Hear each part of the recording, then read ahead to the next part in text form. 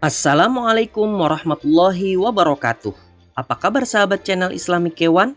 Jumpa kembali dengan kami pada program rangkuman dan pembahasan penilaian harian pelajaran agama Islam kurikulum 2013 kelas 3 SD semester genap, yang kali ini membahas topik memahami perilaku ikhlas dan mohon pertolongan. Kalian dapat berlatih secara mandiri dengan mendownload file pada deskripsi. Sebelum kita mulai, mari kita awali dengan membaca basmalah. Bismillahirrahmanirrahim. Rangkuman. Teman-teman sahabat channel Islamic Kewan, berikut adalah rangkuman pembahasan topik kita hari ini. Sikap ikhlas dan memohon pertolongan, berperilaku baik. 1. Orang yang berperilaku baik, hidupnya akan tentram. Orang yang berperilaku baik akan selalu banyak teman, banyak saudara, dan dicintai banyak orang. Dalam beramal, niatnya harus karena Allah, bukan karena manusia. 2. Niat yang baik menjadi awal perbuatan baik. Niat yang ikhlas akan mengantarkan perbuatan yang ikhlas pula. Allah tidak memandang kepada rupa dan harta kita. Allah melihat hati dan amal kita. 3. Ikhlas artinya mengerjakan sesuatu kebaikan dengan niat hanya kepada Allah untuk memperoleh ridhonya. Ikhlas menjadi syarat diterimanya suatu amal. 4. Ikhlas menurut bahasa berarti murni, bersih, jernih, tanpa campuran. Ikhlas adalah suatu sikap perbuatan yang dilakukan hanya demi dan karena Allah semata, tanpa mengharapkan imbalan dan pujian dari orang lain. Lawan kata ikhlas adalah pamrih atau riya, yang artinya mengharapkan pujian dari manusia. 5. Ikhlas merupakan salah satu sikap perilaku seseorang yang mengerjakan sesuatu tanpa pamrih atau tidak mengharapkan imbalan apapun. Seseorang yang melakukan sesuatu dengan ikhlas tidak pernah mengharapkan pujian atau imbalan dari manusia. Seseorang yang melakukan sesuatu dengan ikhlas hanya mengharapkan ridho dari Allah. 7. Perbuatan yang berlandaskan keikhlasan akan lebih mudah untuk diterima di sisi Allah.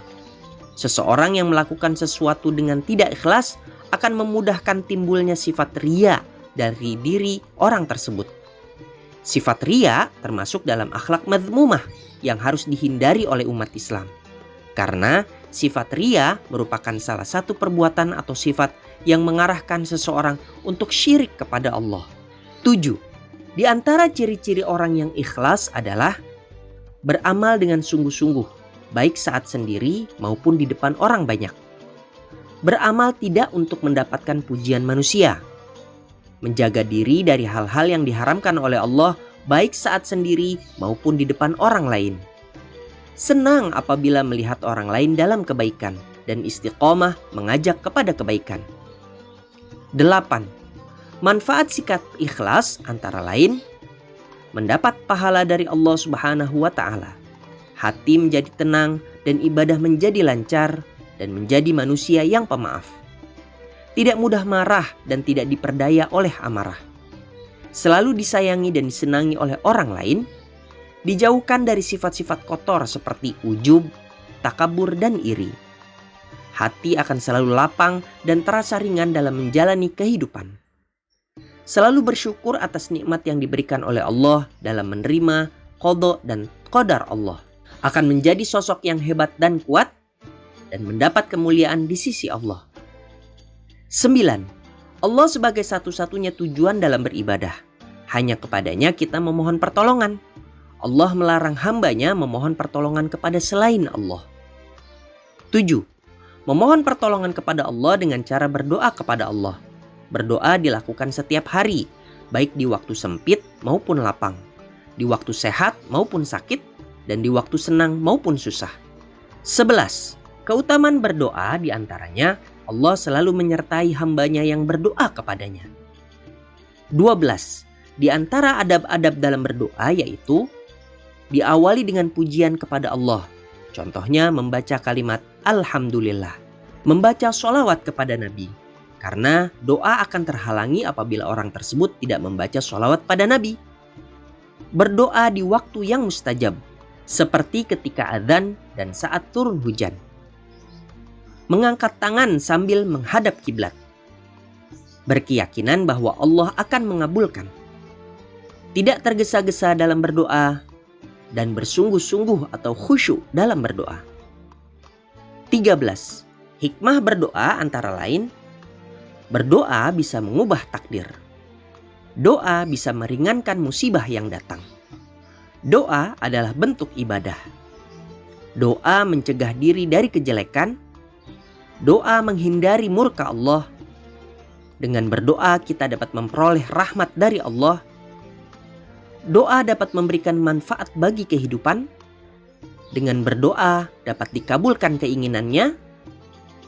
Berdoa mendekatkan diri pada Allah. Berdoa dapat mempermudah segala urusan.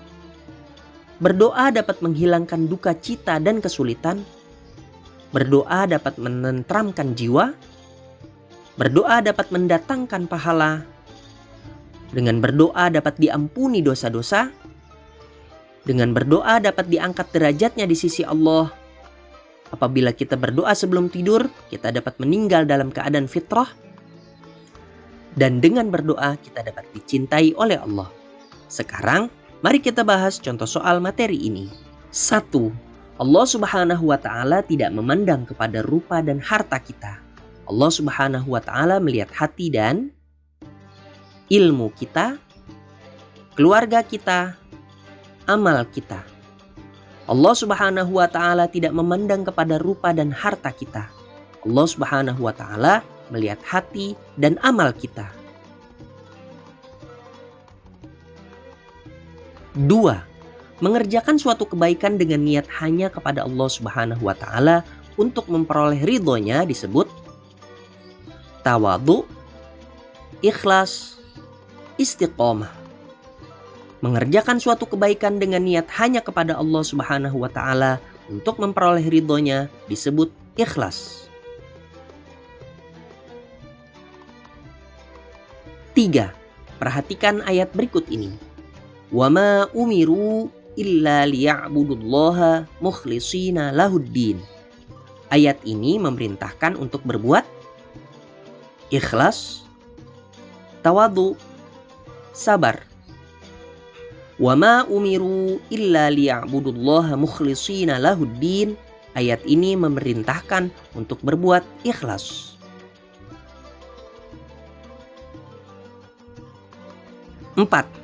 Iyyaka na'budu wa iyyaka nasta'in. Ayat berikut mengajarkan hanya kepada Allah saja kita meminta ilmu, meminta pertolongan, meminta rezeki. Iyyaka na'budu wa iyyaka nasta'in. Ayat berikut mengajarkan hanya kepada Allah saja kita meminta pertolongan. 5. Memohon pertolongan kepada Allah Subhanahu wa Ta'ala dilakukan dengan cara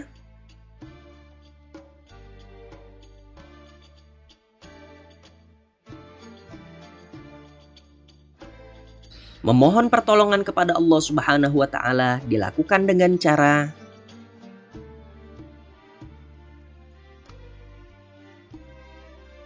enam. Keutamaan atau kelebihan orang berdoa diantaranya Allah Subhanahu wa Ta'ala selalu mengabaikan hambanya yang berdoa kepadanya. Allah Subhanahu wa Ta'ala selalu menyertai hambanya yang berdoa kepadanya. Allah Subhanahu wa Ta'ala selalu menolak hambanya yang berdoa kepadanya. Keutamaan atau kelebihan orang berdoa diantaranya Allah Subhanahu wa Ta'ala selalu menyertai hambanya yang berdoa kepadanya.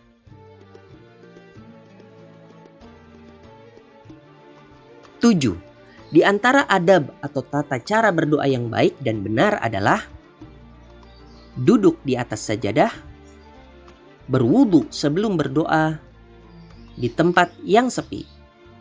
Di antara adab atau tata cara berdoa yang baik dan benar adalah berwudu sebelum berdoa.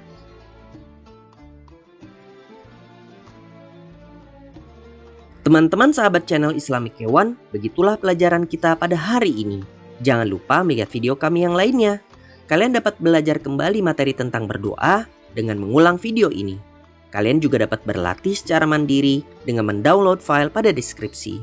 Sampai jumpa kembali pada video berikutnya. Wassalamualaikum warahmatullahi wabarakatuh.